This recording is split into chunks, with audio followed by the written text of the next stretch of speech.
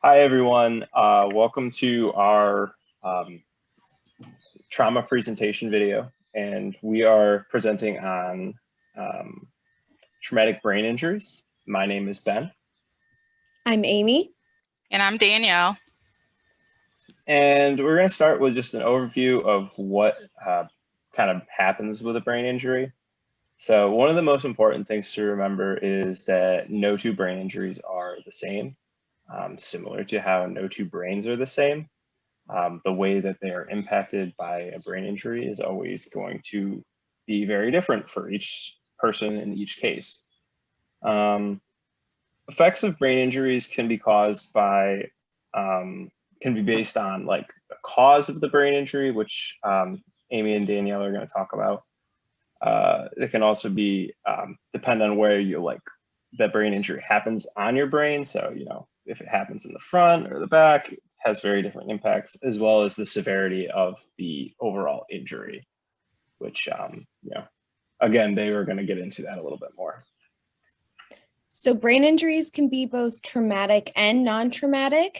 So some traumatic brain injuries can be a result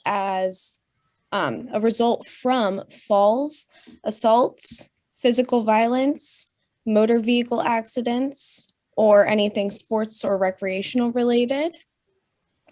And then with non-traumatic brain injury, just wanted to point out too, with the traumatic brain injury is a result of like a physical impact. But with non-traumatic brain injuries, it could be a result of a stroke or a seizure disorder or having a tumor on the brain, and sometimes drug overdoses as well. So just a brief overview of the client that we chose to focus on today is actually inspired from someone that I work with as a client at the facility where I am currently working. His name is Jamie. He's in his early 40s, and he, in this scenario, just recently moved into the rehabilitation facility. And he got his brain injury from a car accident. So it is considered to be a TBI. And then it's kind of got a lack of familial support right now due to both his mother and his daughter unfortunately dying during the car accident. Prior to his injury, he worked as a security guard. He was a father, part of a family, and lived a self-sufficient lifestyle. Okay, and so with Jamie, he also has like a fixation with cigarettes. So that's also, and with TBI injuries, well, with TBI, individuals can have like fixation or addictions. So then also some of his patterns, he has like some repetitive speech and some other behaviors where he'll often say, peace for justice or with peace, and he'll make like the peace sign. And then other times he will seclude himself or isolate to get away from the group, or he'll shut down sometimes if he's reminded by something that has happened from his car accident. So his diagnosis, again, he has TBI. He also has a seizure disorder and pseudo seizures with dementia as well. And he's functioning on a borderline intellectual capacity right now. Oh, sorry. Let me see. So, and then, okay, so getting into the scenario. So how are you doing today, Jamie? Come here once. Can you repeat that? I didn't understand you. Come here once. What does that mean? No socks at all? No socks at all. Okay, so I want to ask you another question. It sounds like you're doing okay. Okay. Do you know why we're meeting today? If not, it's okay. Nope. Okay, so I'm going to explain it to you. Do you know that you have a traumatic brain injury? Yep. Do you know what that is? Nope. Okay, so I want you to know it's like what a traumatic brain injury is. You were in a car accident. Is that right? Not sure? Okay. So it's been brought to my attention that you were in a car accident and it caused your brain to have an injury. So you were hit in the head while you were in the car. And so what happened is it's caused some changes from who you were to who you are today. Okay. Sometimes what happens when we experience a traumatic brain injury is that it can change the way that we think or the way that we behave and remember things. Are you following me, Jamie? Yep. Okay. Can you tell me what I just said? Brain injury. Brain injury. Okay. So I'm going to keep working with you. Okay. Okay. Okay. So do you have a hard time focusing sometimes or remembering? Come here once. Okay. So it sounds like you need some reminders on how to do things. Meow. You have some outbursts as well. You get angry. Woof. So that's what happens sometimes when we have damage to our brains. Sometimes we have a hard time concentrating. Okay. Sometimes we may feel sad or we may feel like no one understands us. Do you feel like no one understands you, Jamie? No socks at all? I want you to tell me what that means, Jamie. What does no socks mean? Do you not have socks on today? No socks. No, I don't like to wear socks. No socks at all. Okay. Sounds like we're on the same page. Yep. No, okay. So sometimes, Jamie, we might need help. It sounds like when you came here, the reason why you came here is because of your injury. You needed some extra help from your family and some other services. Okay. And so while you're here, we're going to help you to do those things. So it can help you to remember how to do some things. Okay. And how Okay. to help you to communicate better. Okay. So it's also important to know that your injury does change who you are before the accident. It's also important to know that sometimes certain behaviors are not okay. Okay, because it can get you in trouble. Not everybody's going to understand that you have a traumatic brain injury just by looking at you. And sometimes when you use those meow sounds or one sock, people aren't going to always understand that. They're going to be confused. I'm Okay. sorry. Okay, so we're going to work on that. Sound like a plan? Okay. Good. Okay. So does that make sense to you? Yep. Okay. Thank you, Jamie. Thank you. Peace for justice. Peace for justice. So hi, Jamie. How are you doing today? No socks at all? Yeah, I'm wearing socks. Are you wearing socks? Nope. Oh, wow. Are you enjoying that? The freedom Yep. of no socks? That's good. So I'm going to talk to you a little bit about how your brain injury has impacted your kind of the way you think about things.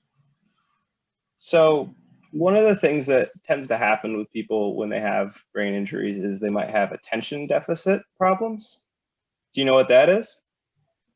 Yep. Yeah. So, that just means sometimes maybe you're watching a movie or something and all of a sudden you're not interested in doing that and you're interested in something else. And it might Come here be, once. well, I'm right here. I can't come any closer. So yeah, it might impact, if you're doing an activity, you might be jumping to another activity pretty quickly. You might also struggle with focusing. Does that sound like something you might be dealing with? Yep. Yeah. So yeah, it might be hard to focus at times, maybe you're doing like a project or something and all of a sudden you can't really focus on that because there's something else going on that you really want to do. So that might be something that you deal with from now on. I'm sorry. Nothing to apologize for. That's totally okay. Another impact that it might be is you might be depressed or sad. It could be from like the trauma, from like your injury. It could just be regular sadness or depression. Could be from some of the impacts. Do you remember much about the accident? Meow. Not much then, huh? That's okay.